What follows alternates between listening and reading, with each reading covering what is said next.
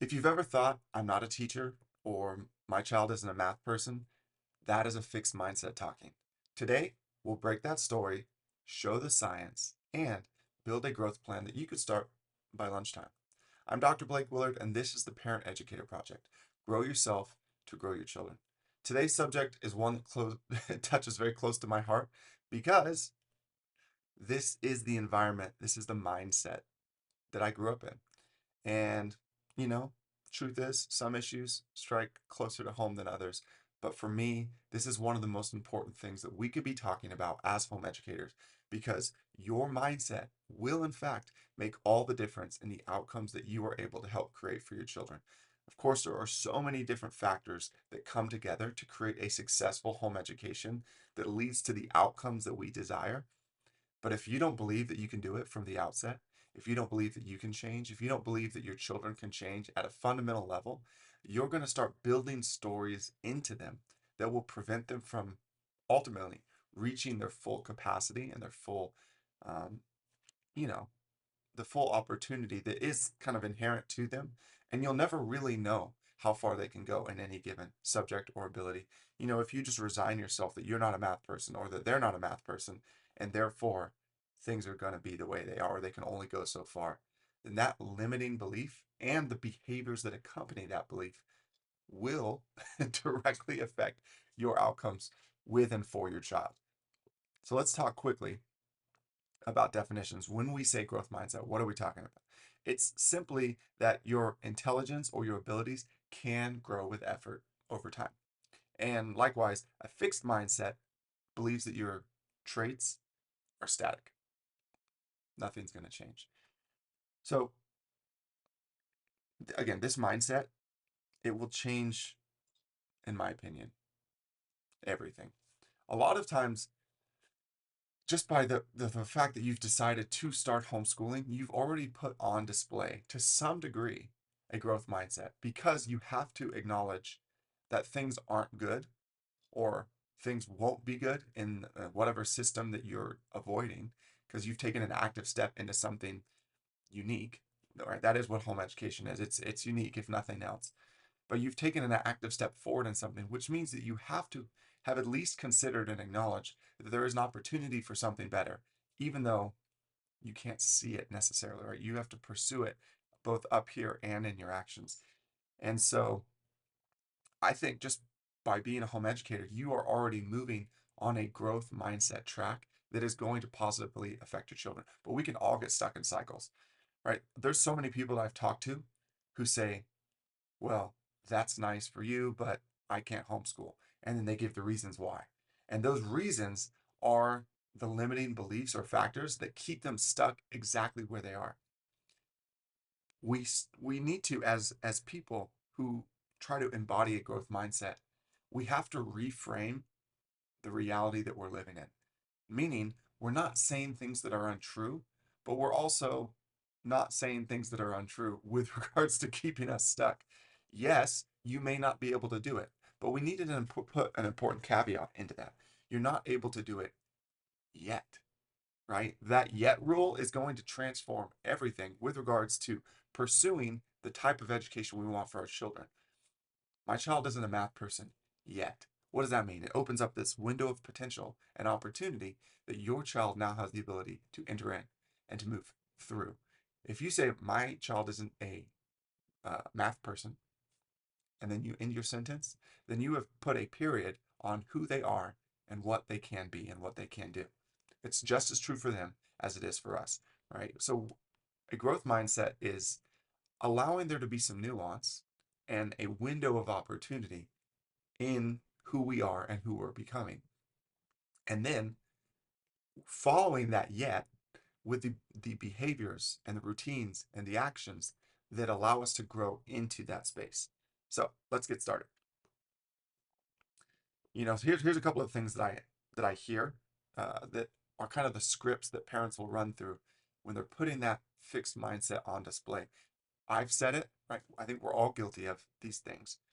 My child can't focus. You see how that puts a period on their ability or their behavior? Or we're just not a school family, right? I'm not a math person. We need to reframe that with a yet statement. My child can't focus yet. We're just not a school family yet. I'm not a math person yet. It doesn't matter if it's your child or yourself.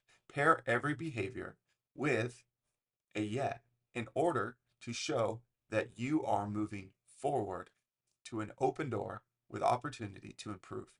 Okay, this is this is the self-care, self-awareness critique that we need to have on everything that we say.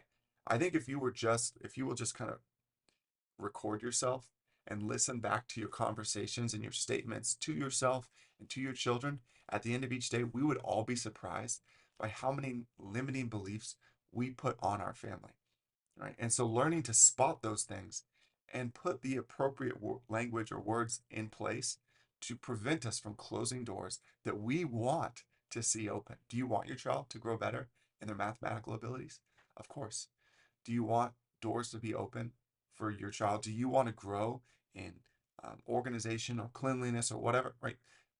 If we put a period on those statements and we don't leave that door open, then we're going to stay stuck exactly where we are. So, why homeschool is a growth mindset proving ground? I've already mentioned it, but just by moving into a space that requires questioning norms and believing something can be better means that you've already started to plant the seeds of a growth mindset. You also have, as a format of education, something that will foster a growth mindset if you will lean into it. You have a daily feedback loop. Your kids' words, attitudes, and effort show you what's working, and you have an opportunity to respond to those things and continue to improve. You can iterate tomorrow rather than next semester, meaning you're not stuck in what isn't working. You can make changes day in and day out that are constantly tweaking to improve your daily outcomes, not just your year.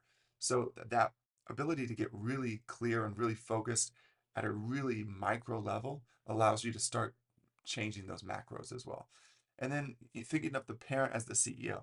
We have direction, we have design, and we have discipline, all of which are creating, you know, the outcomes that we desire. We're setting up an environment where we've had clarity with our mission, values, and goals. We've created a program that supports those goals with our routines, and then we have certain disciplines in place or habits that will help foster the kind of growth that we're hoping to see again in our children and in ourselves. So, Homeschool Mastery Group helps turn beliefs into repeatable systems, right? And if you're stuck in some limiting beliefs or a fixed mindset about certain things, then maybe it's time to start creating systems that will allow you to create and see growth over time. But the point is, homeschool will support you in your effort to be the kind of person who grows along with your children. But you do have to put the right systems in place and start to lean into them. And then, of course, like we've said, we have to start reframing our language. Let's talk about some of the behaviors that actually build growth, both for parents and for kids. Let's talk about process praise. Okay, here's the difference. I love how you stuck with step two, right? Is a better response than person praise. You're smart. So again, process praise is noting something within the process of what your child was doing and celebrating that because that's something that they control rather than you're smart, right? We will say that, especially to little kids all the time when they perform well. Oh, you're so smart. But that's not helpful because again, it's fixed. It's kind of outside of their ability to control. And if they don't get something right, then they might now think, well, I'm not smart. I either am or I am. It's on or it's off. But actually, it's fluid, right? So process praises is noting something tangible within the process of learning that they can have control over.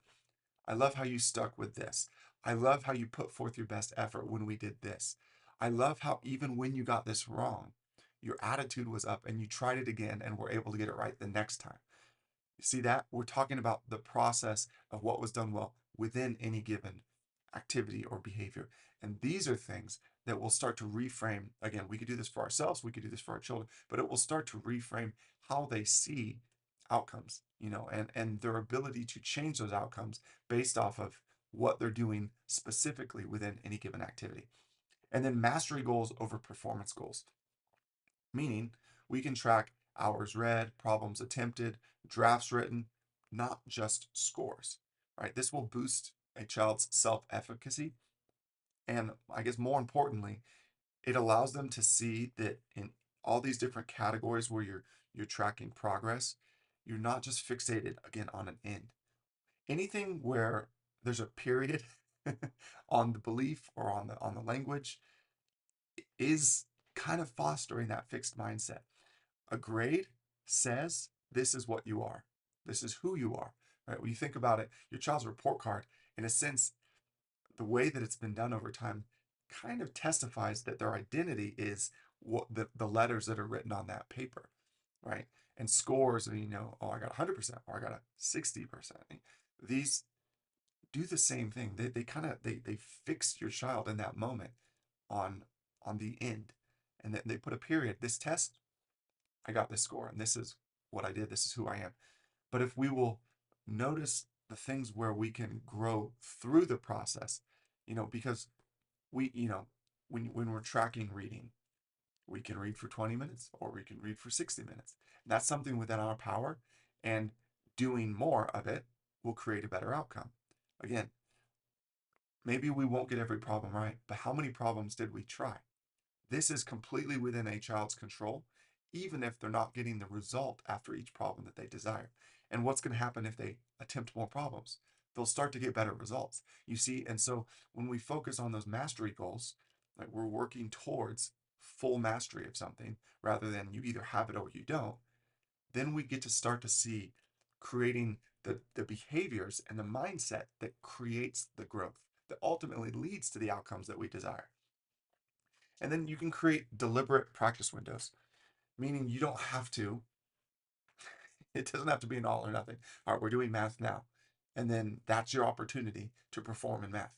No, you can have focus blocks where you divide it, but you divide it so that when you're doing it really well. 20 to 25-minute focus blocks of a given subject or given behavior or a given practice, and then 3 to 5 minutes to move, to play, to get a break, to get a snack, not fixing them on this is math time or this is reading time or whatever the subject is, and then that's it, right? Allow them to perform at their best by giving them the circumstances that allow them to perform at their best. And then having an error-friendly norm. Mistakes aren't a problem. Mistakes are data. And we need data in order to be able to evaluate what's working and what's not. So when you have a problem, meaning a mistake, don't don't see it as a problem. See it as an opportunity for new information to feed our inputs so we can have growth, so we can change what's working and what's not working. So what's the next tiny upgrade? Maybe is the right language that we should be asking rather than this is where we are. Again, it's hard once you flip out of a fixed mindset to go back to seeing things that way. And so what we want to do is we want to help ourselves and our children flip the switch and start to reframe the way we communicate about everything. Because what you'll find is if you have a fixed mindset, that mindset will track across all of your language and all of your behaviors, regardless of what you're talking about. It doesn't just mean homeschooling. If you have a fixed mindset in homeschooling, I about guarantee you have a fixed mindset about business, about life, about your athletic goals or your professional goals or your physical well-being, emotional, like all of it. But if you have a growth mindset, it will transcend all of those areas as well. So when you work on it in one domain and you're able to effectively flip the switch and change the language, it will translate across everything that you're doing.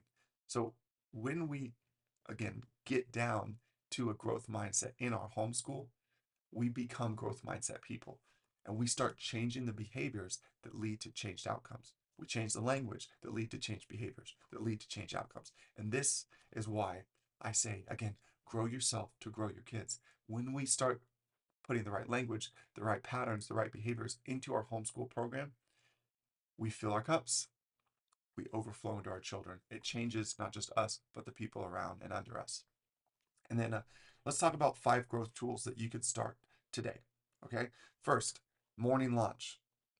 This morning launch kind of period, give yourself, let's say 10 minutes where you take time to meditate or to read scripture, to review a value of the day, one thing that you're going to focus on, to create a top three task list, right? Maybe you have 100 things that you'd like to accomplish, but these are the top three. And if I accomplish these things, we will have been successful. And then materials check. Make sure you have the things that you need in order so that when you actually start the day, you're not being kind of sidelined or having your legs cut out from under you by having to stop suddenly because you haven't actually prepared.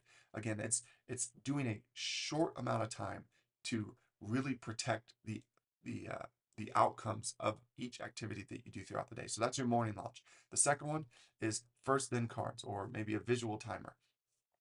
Lay out some cards for your children that show them between each task that first we do this, and then when that's done, then we do this. For instance, your first then card for bringing out your school materials.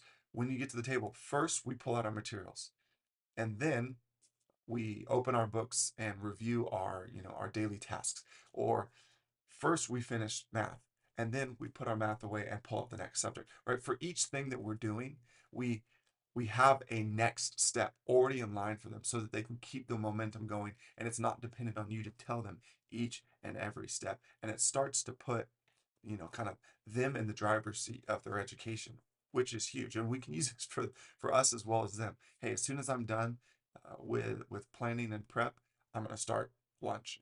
Like what, it doesn't really matter what it is. It's just keeping the ball rolling, keeping the momentum going. And then a visual timer, I use them all the time. I have one right here. Really helpful, especially if you're on a focus block.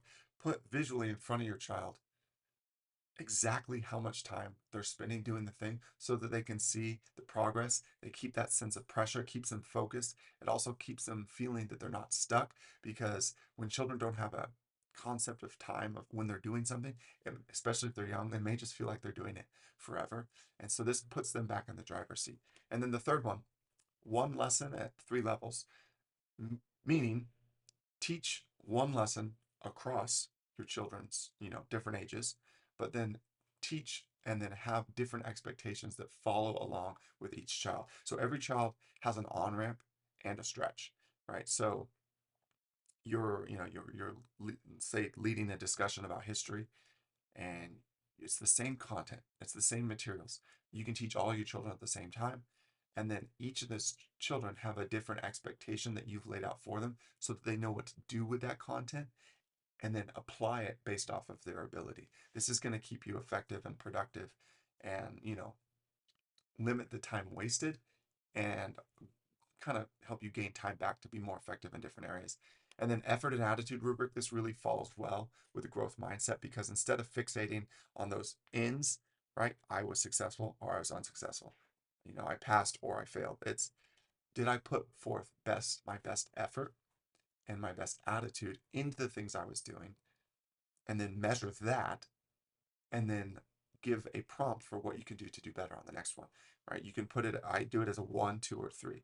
1 was unacceptable effort or attitude, 2 was sufficient, and 3 was exceptional. And so put a number on it, but again, you're not focusing on something fixed like a grade.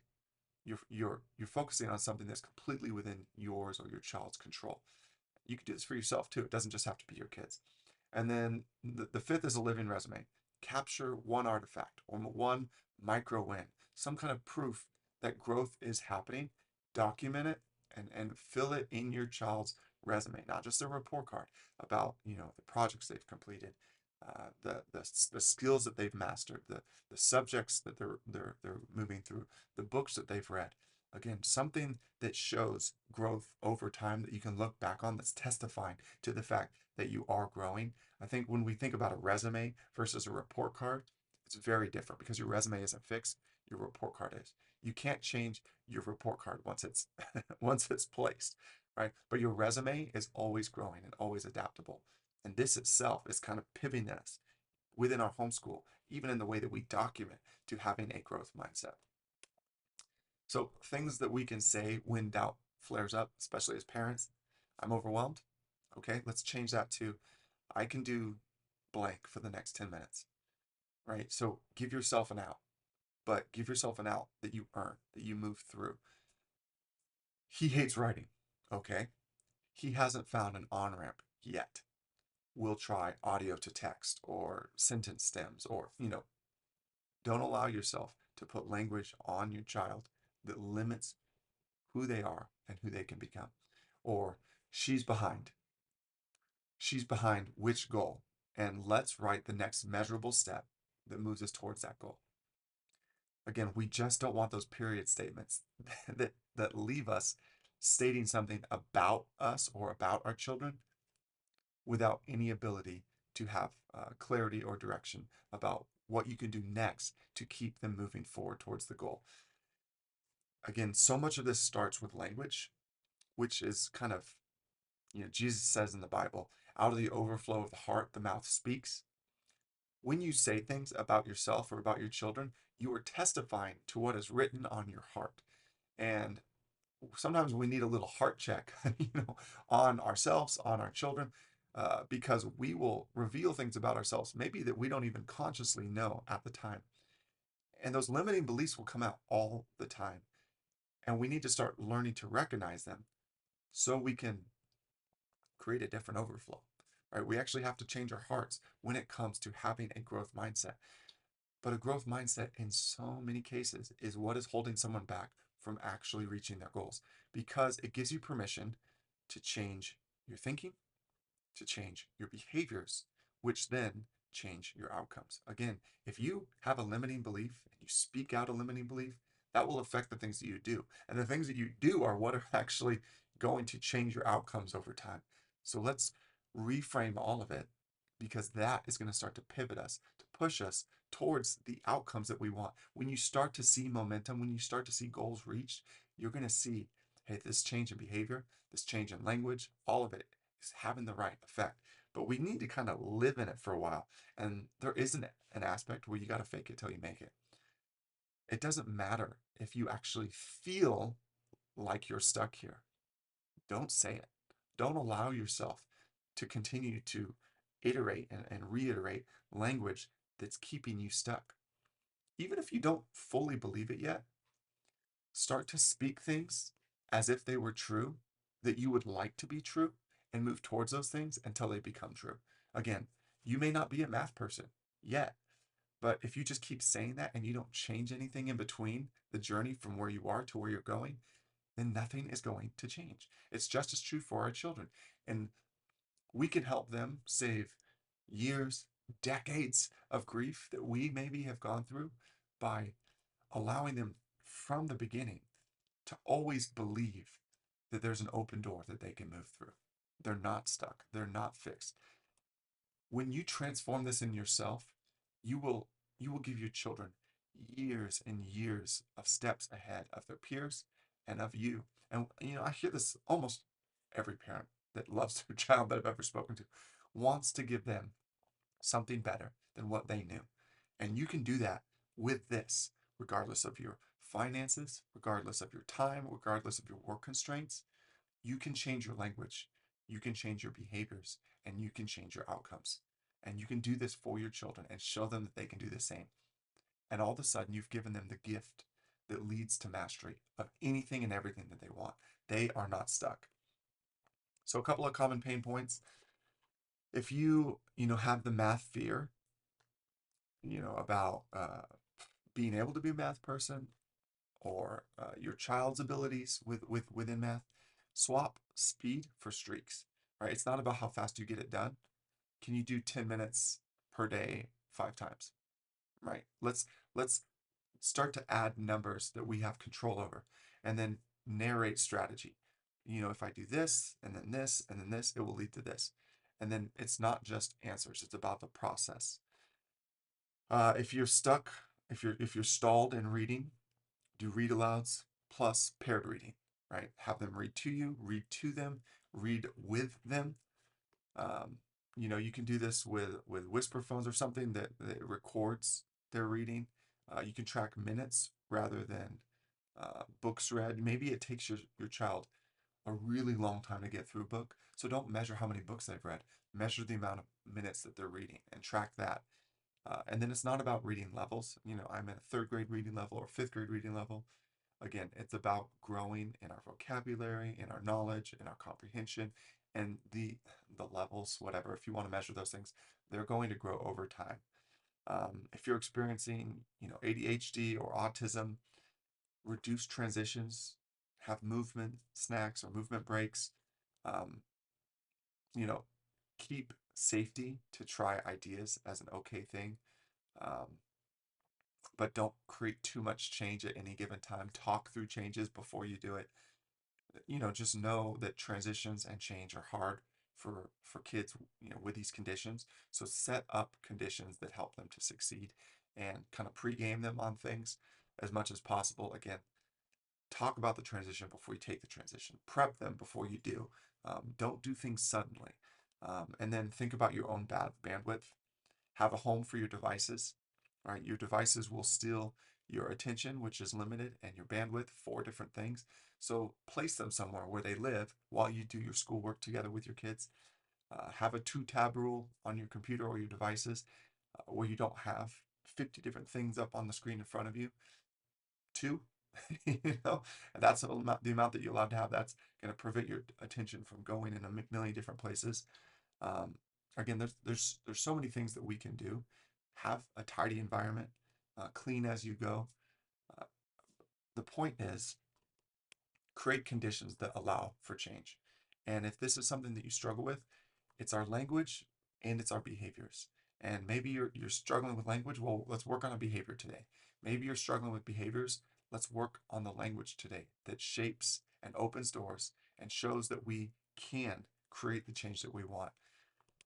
If if this was the only thing that I really helped parents with in their homeschooling, it probably would have the greatest impact because it's going to affect you and it's going to affect your children probably more than anything else. If you simply believe that you can become the kind of person that creates these outcomes for your children, that reaches your goals, and that achieves what you want through homeschooling, then more than likely you will actually reach your goals. You will achieve those outcomes. You will be successful as a home educator. Don't walk into this thing where it already requires growth and change and flexibility and belief, and then start to fill it with limiting principles and limiting ideas like so much of the school system, right? If you don't believe you're a math person, then just remind yourself that you're not a math person yet. It doesn't matter how old you are, you can become that. You can become a math person. You can still learn a foreign language, right? There is no cap on being able to do something. People have done remarkable feats at all ages of life, but it starts with not having limiting beliefs, with knowing that you can, and all of it comes down to a growth mindset. If you can pass this on to your child, you're going to change everything for them. And wouldn't that be amazing? That they can grow to be the kind of person that we always knew they could be because they were never stuck in the condition or in the place that they are right now. Your child is not stuck. You are not stuck. And if you feel stuck, just know your language and your behaviors are the key to making small changes over time that will take you where you want to go. You don't have to put a timeline on it. It doesn't matter if it's going to take you 1 day, 1 year, or 10 years to reach your goals. The point is, are you the kind of person that is actually moving towards them? Or are you stuck where you are? Again, a growth mindset means everything in home education. And so today, let's do something that moves us in that direction. Perhaps on day one, it's posting up in your house the yet rule. We're not allowed to put a period on who we are or what we can do, but we can have a yet statement. I'm not a math person yet. That's a growth statement. I'm not as in shape as I want to be yet. Or I'm not a fit person yet. Or I'm not a healthy person yet. All of these are saying that we are going to move in the right direction. And make sure that you don't just do it for yourself. Model it for yourself. Model it for your children. And make sure that they're doing the same thing. There's so much more that we could say about this subject. But if we could start to simply reframe the language, put one thing in place, create systems that better support you in those yet statements to see them through, change the language, and then put little habits and routines in place that are moving you towards the goal. Remember, You're the CEO of your homeschool. You're the boss. You get to determine not only the goal and the direction, but also the outcomes. What are you pursuing? How are you going to get there? And this mindset shift is going to support you in reaching those goals. So let's not just say we want to be better at, let's actually move towards that. And I hope you found this encouraging. I hope that you see that you're not stuck. If you want help turning this into habits, start with your free trial of the Homeschool Mastery Group. You can join now for 7 days completely free and work on your mission, values, and goal statement. Install the morning launch, the focus, or the shutdown system to create the effort and attitude rubric and create a living resume so that you see growth every week as you start to achieve your long-term goals for yourself, for your children, and for your family. Again, you can join Homeschool Mastery Group completely free for 7 days. Try it, take advantage of it, see what's involved, and hopefully, if you found something helpful during this video, you'll like it, you'll share it with someone who needs to hear it, and you'll continue to be an advocate for your growth so that you can help to see your children grow. Thanks so much.